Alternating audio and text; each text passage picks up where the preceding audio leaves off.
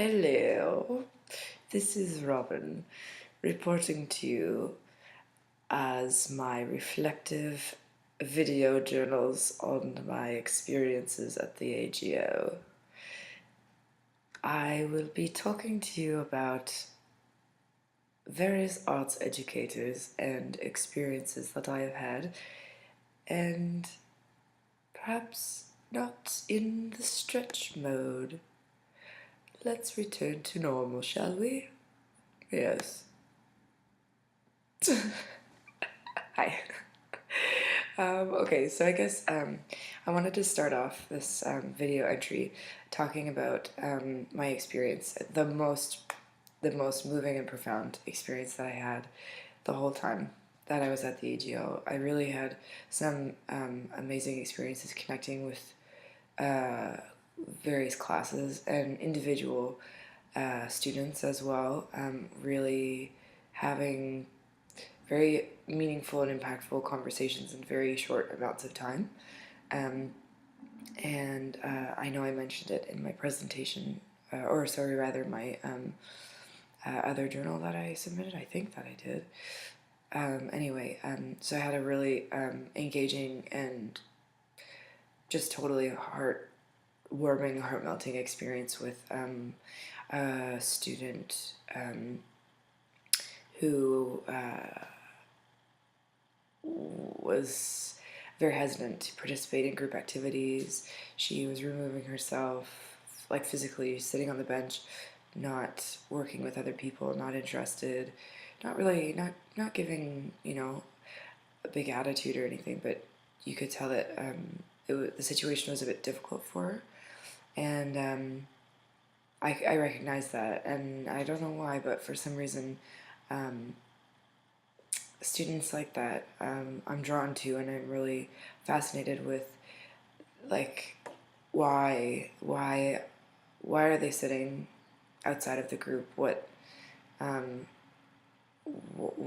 is this happening? And I think maybe, I guess, to get a little anecdotal, when I was in grades 2, 3, and 4, I went to a very small rural country public school called Cumberland Beach Public School, elementary school in Aurelia, about 2 hours north of here, an hour and a half. But it was so small that I guess when I was in grade 2, I was given tests and I was identified as gifted, and they didn't have any programs for that. And there were no schools for me to go to, so their solution to that was for me to teach myself.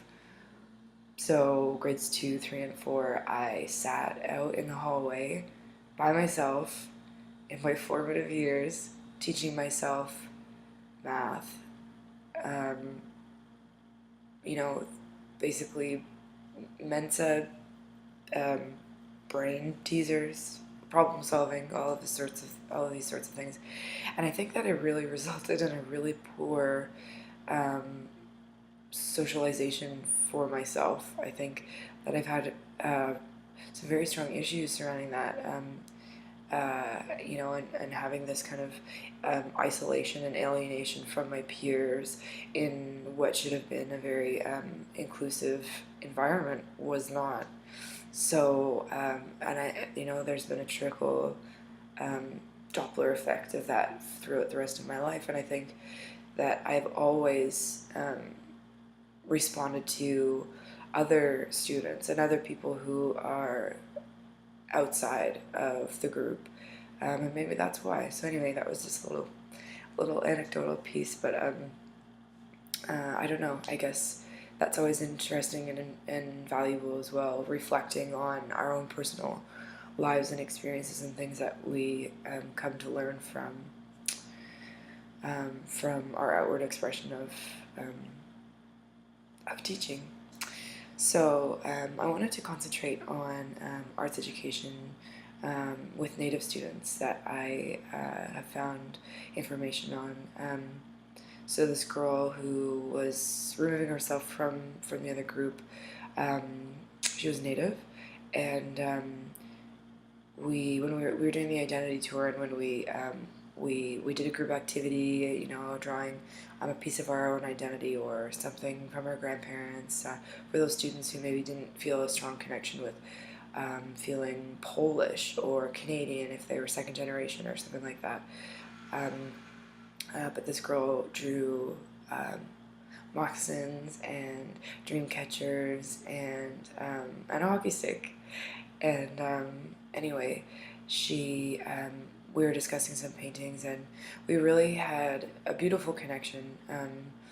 It started out where she didn't want to talk to anyone, and I was very gentle with her. I was not prodding and poking. I was really just trying to um, be very aware of her want and need to be separate from the group, but also to let her know, like, it's okay to be in the group. Anyway, so, she just, when we were looking at all of the paintings, she pulled out two paintings that I would say were all about spirits, all about the other world, all about spirituality, and I just thought that was so beautiful.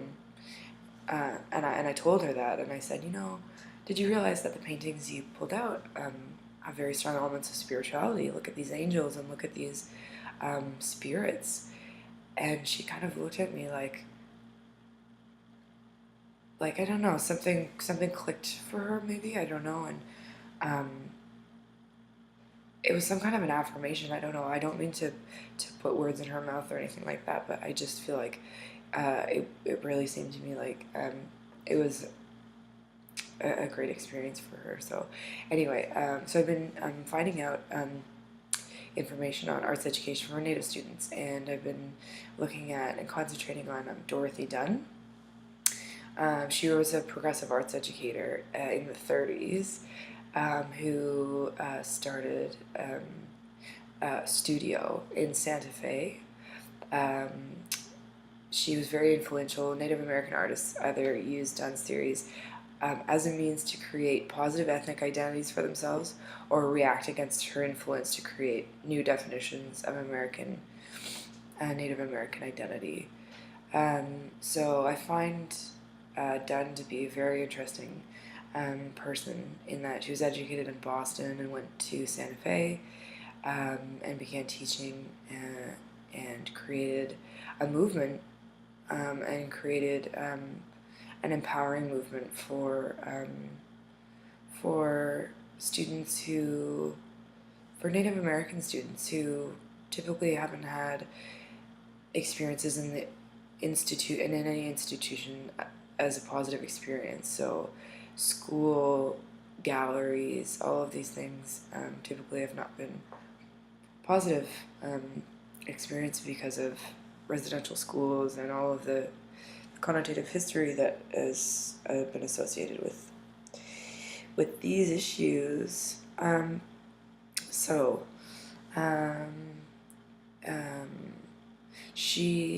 taught the most. I'm just going to read a little snippet that I got off of a snippet from her biography.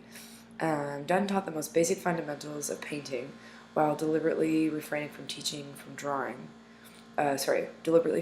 life drawing, perspective, or color theory. Her student body initially came from the Rio Grande and Western Pueblos and the Plains tribes. Each year the classes grew and represented a great number of tribes. By 1937, the final year that Dunn taught at the studio, enrollment in the program was 170. So, I mean, just to interject my own opinion there, I think this is inspiring to me because although, I want to be cautious and recognize that Dunn was not Native American herself, she was passionate about something, and she realized that there was a deficit, there was a lacking, and that was in arts education for Native students. And so she created something, and it grew, and maybe 170 is not exponential, but after the studio closed, an official art school opened in its place. So she really paved the way for arts education. So to provide both sides of that situation, the rebuttal to her successes, Dunn's strict adherence to a single style of painting has been widely criticized, especially from within the Native American community. Celebrated Chiricahua Apache sculptor Alan Husser said, "She trained us all the same way. Her style lacked originality and creativity. However, however, many of her students appreciated her efforts." Geronimo Montoya said that Dunn did a lot for us. She made us realize how important our own Indian ways were because we had been made to feel ashamed of them. She gave us something we could be proud of.